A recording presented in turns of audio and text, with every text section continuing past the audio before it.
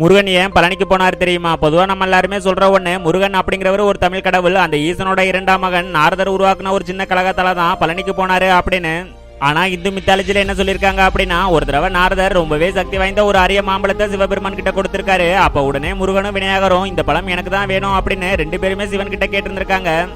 அதுக்கு முன்னாடி யாருக்கெல்லாம் முருகன் பிடிக்குமோ அவங்க எல்லாரும் லைக் பண்ணுங்க. அதோட உங்களுக்கு பிடிச்ச கடவுள் யாரு அப்படிங்கறத கமெண்ட்ல சொல்லுங்க.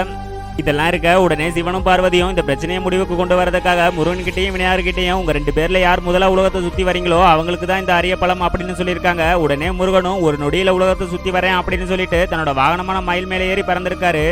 ஆனா அப்ப விநாயகர் உடனே சிவனையும் பார்வதியும் சுத்தி வந்துட்டு, அம்மா அப்பா தான் உலகம், நான் உங்களை சுத்தினதே இந்த உலகத்தை சுத்தினதுக்கு சமம் அப்படின்னு சொல்லிட்டு அந்த பழத்தை வாங்கிட்டுறாரு.